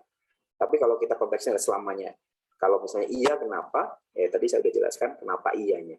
Itu Mbak. Makasih Mbak Tita. Masih ada lagi? Terima kasih Pak. Oh tadi ini kayaknya resen Mas Adil resen lagi ya? Apa enggak? Ya Pak, tadi saya kepencet lower hand. Ini raise hand Pak. Oh ya udah. Ya, izin bertanya. Boleh, Mas Adil. Izin bertanya Pak. Saya masih agak bingung Pak untuk yang teknis penilaian mesin. Kan kalau misalkan yang pendekatan pasar itu sama pendekatan pendapatan mirip-mirip sama properti ya Pak. Kalau pasar itu ada data pembanding, dilihat perbedaan, disesuaikan. Sama pendapatan juga mirip-mirip. Nanti kalau biaya saya masih agak bingung Pak. Kan kalau properti itu di pendekatan biaya itu adalah singkatnya biaya untuk membuat properti itu ada. Nah, kalau biaya di penilaian mesin adalah biaya reproduksi atau penggantian mesin, peralatan yang replika atau yang sebanding. Nah, itu maksudnya apa maksudnya tuh biaya dalam menciptakan mesin itu Pak, atau membuat mesin itu, atau biaya misalnya dengan mencari harga yang dijual mesin itu misalkan di pasar yang paling baru, nah itu merupakan biaya untuk penggantian mesin peralatan itu Pak, atau seperti apa ya Pak? Ya, makanya kalau di penilaian mesin itu dia bukan reproduction kan, lebih ke cenderung ke apa namanya satunya lagi, selain reproduction apa satunya lagi? Saya kadang lupa ingat ya. Jadi dia nggak biaya reproduksi, tapi biaya untuk replacement. Nah, ya benar replacement. Makasih Mas Putu. Jadi replacement artinya dia biaya untuk mereplace mesin tadi. Maka sebenarnya biaya sama market ya dalam penilaian mesin itu hampir sama. Saya bilang hampir sama. Kenapa? Tetap nyari harga mesin yang sekarang. Cuma konteksnya kalau market membandingkan apa? Membandingkan ya fitur-fitur yang di sana dengan fitur-fitur kita. Nah, kalau biaya gimana? Biaya itu dianggap fitur yang sana dengan fitur yang kita itu sama sebanding, cuma tinggal ngitung penyusutannya kita berapa. Ya. Jadi kan kalau kalian prinsip di penilaian biaya yang berpengaruh terhadap nilai cuma dua ya, NRC dan penyusutan. Ketika market, transaksi, dan penyesuaian. Nah, tapi kalau yang di biaya nggak wajib transaksi. Artinya apa? Punya perusahaan yang produksi mesin cetak merek Gestetner misalnya. Cetak biasanya mereknya Gestetner. Dia mengeluarkan mesin cetak. Dia menawarkan di webnya. Nah, itu bisa sebagai replacement cost new-nya. Ada transaksi belum? Kemungkinan belum ada transaksi, benar nggak? Ditawarkan saja di dalam ininya, di katalognya mereka. Transaksi bukan, belum transaksi. Ya, makanya kita ambil, ditambahin dengan apa, biaya-biaya untuk mendatangkan, karena misalnya tuh harganya di Jerman sana mungkin ya, biayanya sampai dengan Indonesia berapa, tanyain sampai dengan Indonesia sampai dengan gudang kita berapa, dapat nilainya set gitu kan. Nah, baru kita lakukan penyusutannya. Ya, jadi sifatnya replacement. Jadi sama-sama mencari data pembanding, ya, pembandingnya yang satu ya tadi nanti dilakukan penyesuaian speknya yang ini. Kalau yang kedua dilakukan walaupun speknya nggak sama atau teknologinya yang berbeda misalnya, maka teknologi itu masuk ke dalam penyusutan yang sifatnya keusangan fungsi. Ya, fungsi dia punya keusangan teknologinya gitu kan. Jadi malah sering ya penilai-penilai itu malah ke ini ya, kebalik biasanya antara saya menggunakan pasar atau pendapatan sih, pasar atau biaya sih gitu. Karena mesin kalau kita pakai biaya yang model kayak properti, pengerjaannya, batu batanya, segala macam terkait ditanya kita itu ya ribet banget ya, standarnya dari mana gitu. Sementara part mereka khusus gitu. Nggak usah jauh-jauh, nggak usah mesin-mesin yang kompleks. Kita cari aja mesin, nggak usah ini, kendaraan kita aja, satu mereknya misalnya Toyota, satu mereknya misalnya Hyundai, saya punya Hyundai misalnya, ya.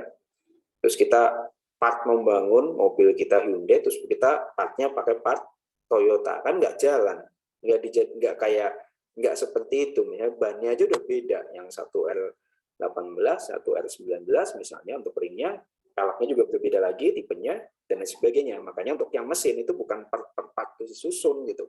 Kecuali memang memungkinkan, ya silahkan, tapi biasanya jarang. Makanya kalau mesin dia biasanya melihat katalog. Nanti deh pada waktu kita praktek untuk yang ini pesawat misalnya, makanya ditawarkan katalog pesawat barunya berapa sih, ada nilai penjualannya enggak gitu. Nanti dilakukan penyesuaian ya. Nah, kalau yang pasar berarti kita lihat jual belinya. Ya, jual beli yang terjadi. Makanya pasar lebih ke transaksi. Tapi kalau biaya boleh nggak belum transaksi? Boleh. Kenapa? Karena tadi katalognya kita ambil karena ambil baru dari pabriknya berapa, itu dianggap sebagai transaksinya. Jadi itu yang perlu diperhatikan ya. Beda kalau misalnya kita penilaian untuk residensial. Kenapa kita nggak pakai harga katalog perumahan? Ya, nggak boleh.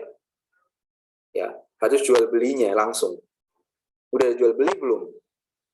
Jangan sampai nanti kita yang bikin bubbling suatu properti. Karena saya pernah ngobrol, ada teman-teman di Bali nih ya. Kalian bisa tanya-tanya deh.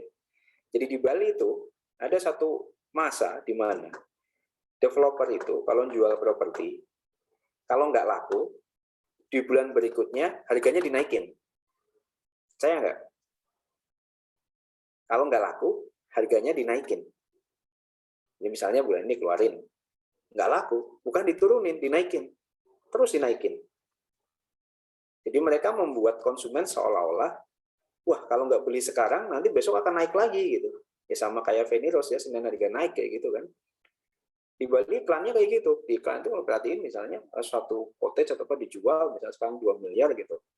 Setelah itu sebulan lagi dia mungkin 2 miliar 2,1, nggak laku 2,2, dinaikin terus. Jadi kenapa dibilang kalau data pasar kita nggak boleh pakai data penawaran, atau kalau data penawaran tetap kita lakukan penyesuaian, karena bisa seperti itu. Nah kalau yang mesin biasanya kenapa nggak?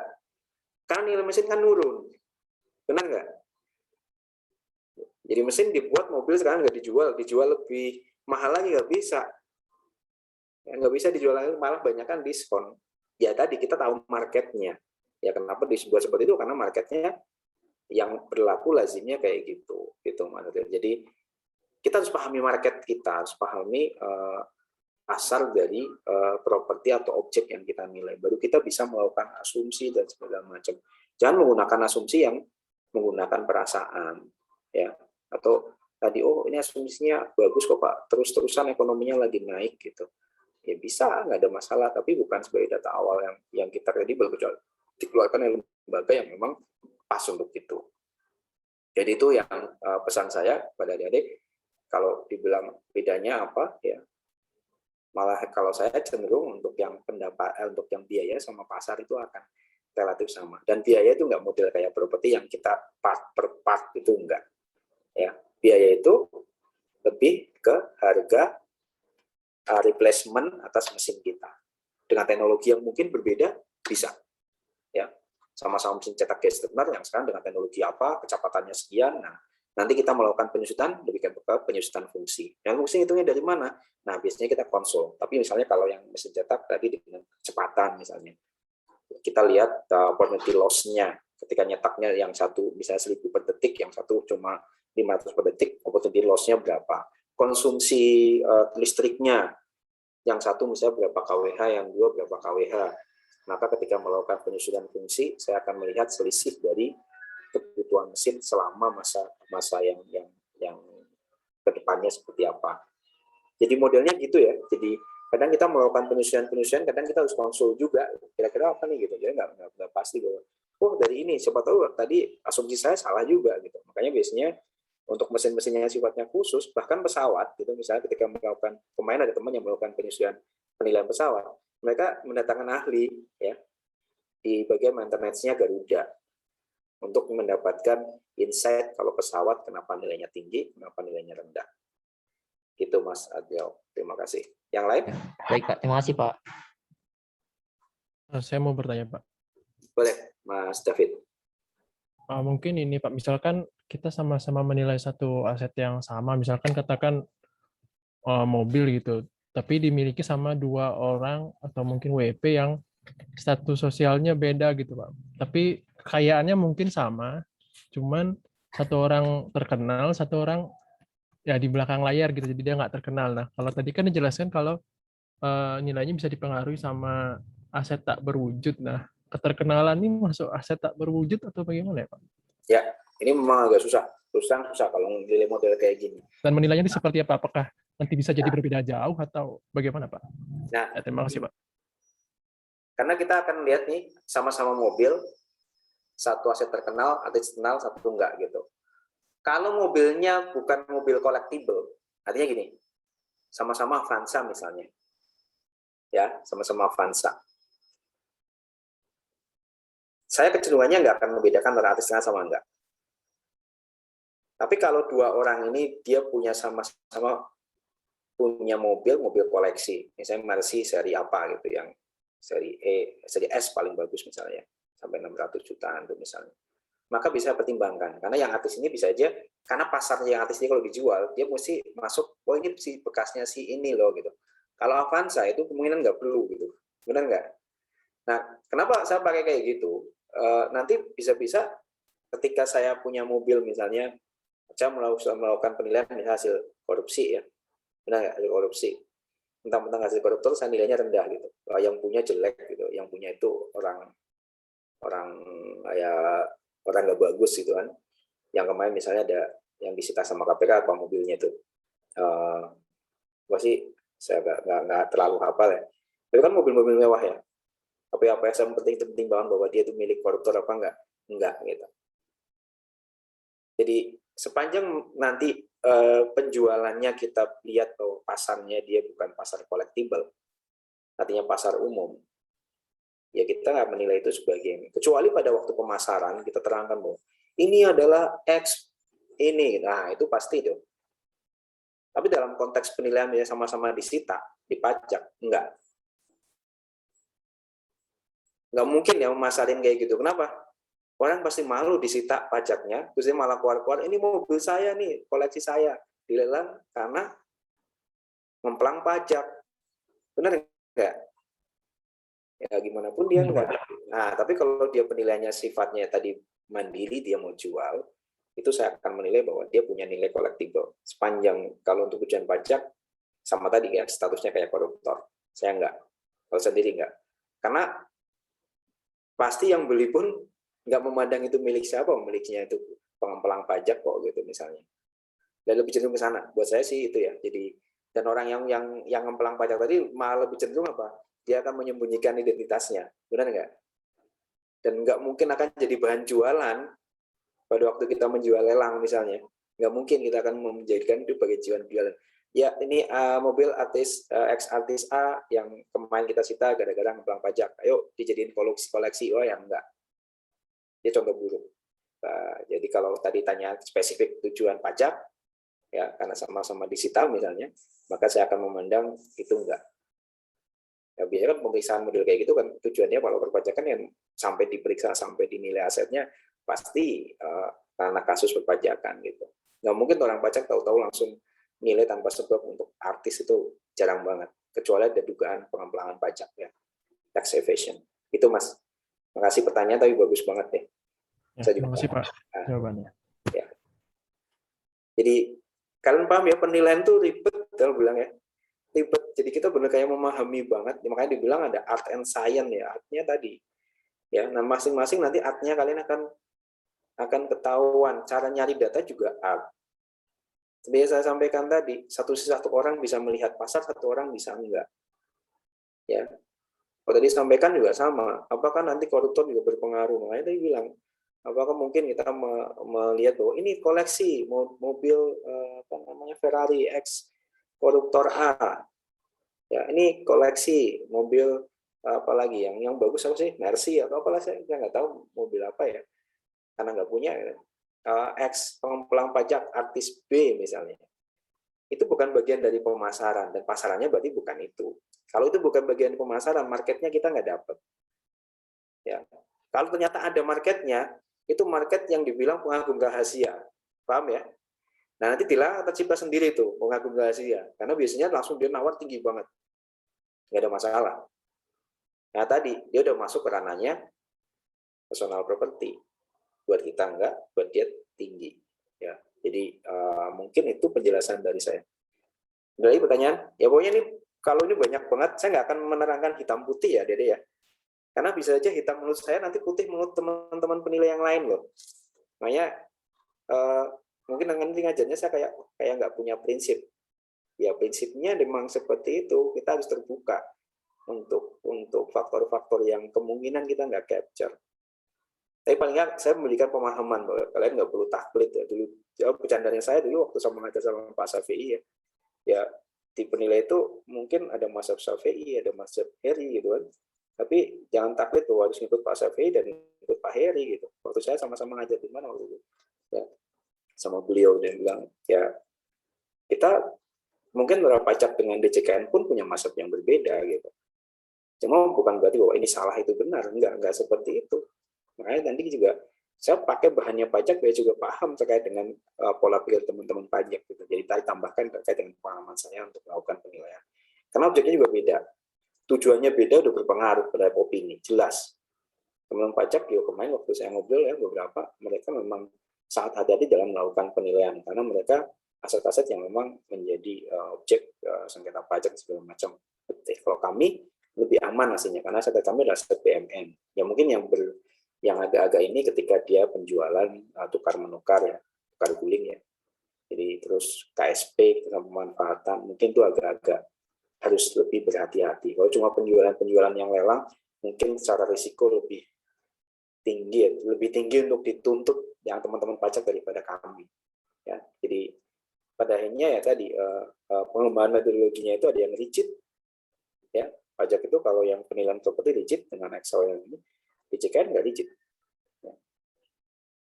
Mau DJKN pingin yang rigid, DJP pingin yang fleksibel, ya masing-masing. Ya, masing-masing. Oke, ada lagi silakan. Saya senang kalau diskusinya kayak gini. Kalau nggak disimpan lagi buat minggu depan. Untuk materi kayaknya tadi udah dapat, kayaknya ternyata udah ke-share ya. Nggak tahu dari mana sumbernya, tapi itu sama kayaknya sama saya dikasih sama Dosko. Saya akan merubah-rubah dari situ. Misalnya nanti saya ada tambahan, saya akan berikan tambahan. Kenapa seperti itu? Biar nanti juga yang diujikan sama. Saya takutnya nanti yang diujikan ternyata teman-teman DJP. Kan dosennya bukan saya, ternyata berbeda. Jadi panduannya secara umum dari slide yang dibuat oleh teman-teman DJP. Nanti kalau ada tambahan saya berikan. Jadi kemungkinan ya sumber soalnya juga dari slide-slide yang sekarang ya, yang nanti saya share untuk linknya. Tapi tadi sampaikan oleh teman-teman di PSI kayaknya sudah sama ya, nanti coba saya lihat lagi. Oke, mungkin sampai di sini pertemuan kita masih cukup banyak waktunya ya. Jangan lupa kalian pembelajar sendiri. Silakan kalau ada pertanyaan. Terus kalau memang mau di WA juga bertanya nggak apa-apa, tapi mungkin jawabnya nanti pertemuan oleh saya. Kalau misalnya malu-malu untuk ngomong ya, bisa lewat WA nanti saja di pertemuan selanjutnya. Kalau jawabannya memang harus panjang, kali lebar, kali tinggi ya. Nah, karena itu bagian dari penilaian saya. Saya akan catat semua yang bertanya, tapi jangan tanya cuma Pak, kita mulai jam berapa itu saya anggap sebagai pertanyaan, atau Pak kita selesai jam berapa itu juga saya anggap bukan sebagai pertanyaan, tapi discuss tadi juga saya catat setiap harinya. Oke, mohon maaf. Sekali lagi, mohon maaf tadi saya terlambat karena ada kepentingan yang lain, 5-10 menit tadi ya. Mungkin sampai di sini pertemuan kita. Terima kasih. Assalamualaikum warahmatullahi wabarakatuh. Selamat sore. Waalaikumsalam warahmatullahi wabarakatuh. Terima kasih Waalaikumsalam. banyak, Pak. Terima kasih, Pak. Terima kasih, Pak. Selamat sore, Pak. Terima kasih.